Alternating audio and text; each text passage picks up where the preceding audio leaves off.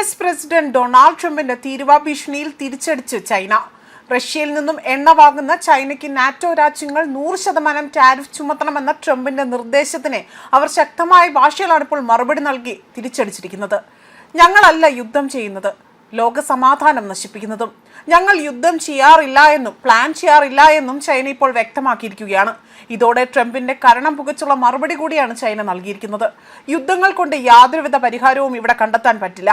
യുദ്ധങ്ങൾ ഒന്നിനും ഒരു പരിഹാരമല്ല, മറിച്ച് അവർ പ്രശ്നങ്ങൾ കൂടുതൽ സങ്കീർണമാക്കുകയാണ് ചെയ്യുന്നതെന്നാണ് ഇപ്പോൾ വിദേശകാര്യ മന്ത്രിയായ വാങ് യി വ്യക്തമാക്കിയിരിക്കുന്നത്. വീണ്ടും ട്രംപ് അദ്ദേഹത്തിന്റെ കുരുട്ടുബുദ്ധി പ്രയോഗിച്ചുകൊണ്ട് ലോകത്ത് സമാധാനം ഇല്ലാക്കാനുള്ള ഗൂഢപദ്ധതികൾ മെനയുകയാണ് ചെയ്യുന്നത്.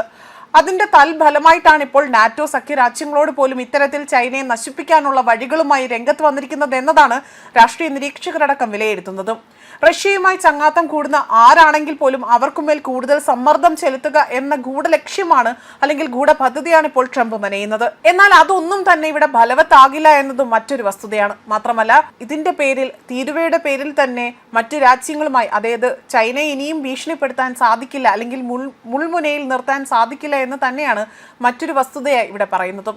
അതേസമയം ചൈന ഉൾപ്പെടെ റഷ്യയിൽ നിന്നും എണ്ണ വാങ്ങുന്ന രാജ്യങ്ങൾക്ക് മേൽ തീരുവ ചുമത്താൻ നാറ്റോ സഖ്യങ്ങളോട് US പ്രസിഡന്റ് ഡൊണാൾഡ് ട്രംപ് കഴിഞ്ഞ ദിവസമാണ് ഇത്തരത്തിൽ നിർദ്ദേശം നൽകുന്നത്. ഇതിനു പിന്നാലെയാണ് ഇപ്പോൾ ചൈന പ്രതികരണവുമായി രംഗത്ത് വരുന്നത്. യുദ്ധത്തിൽ ചൈന പങ്കെടുക്കുന്നില്ല എന്നും ഉപരോധങ്ങൾ ഏർപ്പെടുത്തുന്നത് പ്രശ്നങ്ങൾ കൂടുതൽ സങ്കീർണമാക്കുകയാണ് ചെയ്യുന്നതെന്നും ചൈനീസ് വിദേശകാര്യ മന്ത്രിയാണ് വ്യക്തമാക്കിയത്. റഷ്യയെ സാമ്പത്തികമായി നിയന്ത്രിക്കുന്നത് ചൈനയാണെന്ന് ആരോപിച്ചുകൊണ്ട് യുക്രൈൻ യുദ്ധം അവസാനിപ്പിക്കുന്നതുവരെ ചൈനയ്ക്കുമേൽ 50 മുതൽ 100% വരെ തീരുവ ചുമത്താൻ നാറ്റോ സഖ്യകക്ഷികളോട് ട്രംപ് നിർദ്ദേശിക്കുകയാണ് ചെയ്തത്. ചൈന യുദ്ധത്തിൽ പങ്കെടുക്കുകയോ ഗൂഢാലോചന നടത്തുകയോ ചെയ്യുന്നില്ല എന്നും അദ്ദേഹം ഇവിടെ വ്യക്തമാക്കി. യുദ്ധങ്ങൾ ഒന്നിനും ഒരു പരിഹാരമല്ല എന്നും ഉപരോധങ്ങൾ പ്രശ്നങ്ങൾ കൂടുതൽ സങ്കീർണമാക്കുകയും ചെയ്യുകയാണ് എന്നതാണ് അദ്ദേഹം വ്യക്തമാക്കിയത്. അതുപോലെ തന്നെ സ്ലോവിയാന സന്ദർശിക്കുന്നതിനിടയിൽ തന്നെ റോയിറ്റേഴ്സിനോടാണ് അദ്ദേഹം ഇക്കാര്യങ്ങൾ വ്യക്തമാക്കിയിരിക്കുന്നത്. കഴിഞ്ഞ ദിവസമാണ് നാറ്റോ രാജ്യങ്ങൾക്ക് അയച്ച കത്തിലായിരുന്നു ട്രംപ് തീരുവ ചുമത്താൻ ആവശ്യപ്പെട്ടുകൊണ്ട് കത്തിൽ എഴുതിയിരിക്കുന്നത്. ഈ നടപടികളിലൂടെ തന്നെ യുക്രൈൻ യുദ്ധത്തിന് അന്ത്യം കണക്കാക്കുമെന്നും ട്രംപ് അവകാശപ്പെടുന്നു. നാറ്റോ അംഗവും യുക്രൈന്റെ അയൽ രാജ്യവുമായ പോളണ്ടിന്റെ വ്യോമ അതിർത്തി ലംഘിച്ചുകൊണ്ട് ഒട്ടേറെ റഷ്യൻ ഡ്രോണുകൾ രാജ്യത്തെത്തിയതിനെ തുടർന്നുകൊണ്ട് തന്നെ നാറ്റോ അംഗരാജ്യങ്ങളിൽ സുരക്ഷാ ആശങ്ക ഉയർന്ന സാഹചര്യത്തിൽ കൂടിയാണ് ട്രംപിന്റെ ഇത്തരമൊരു നീക്കം പുറത്തു വന്നിരിക്കുന്നത്.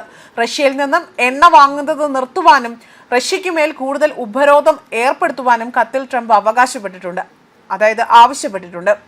നാറ്റോ രാജ്യങ്ങളിലെല്ലാം തന്നെ അതിലെ അംഗീകരിക്കുകയാണ് എങ്കിൽ റഷ്യക്കെതിരെ കൂടുതൽ ഉപരോധം ഏർപ്പെടുത്താൻ US തയ്യാറാണ് എന്ന് പറയുന്നു. നാറ്റോ അംഗമായ തുർക്കിയാണ് റഷ്യയിൽ നിന്ന് ഏറ്റവും കൂടുതൽ എണ്ണ വാങ്ങുന്ന രാജ്യങ്ങളിൽ 3-ാം സ്ഥാനത്തുള്ളത്. ചൈനയും ഇന്ത്യയുമാണ് ആദ്യ 2-ാം സ്ഥാനങ്ങളിൽ നിലകൊള്ളുന്നത്.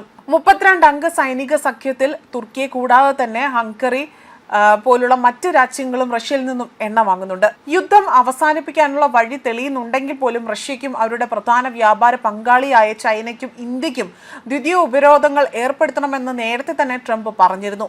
അതിന്റെ ഫലമായി തന്നെ ഇപ്പോൾ ഈ കൂട്ടുകെട്ട് എങ്ങനെയെങ്കിലും തകർക്കുക എന്ന ലക്ഷ്യത്തിലാണ് ട്രംപ് ഉള്ളതെന്നാണ് വ്യക്തമാക്കുന്നത്. ന്യൂസ് ഡെസ്ക് കർമ്മ ന്യൂസ്.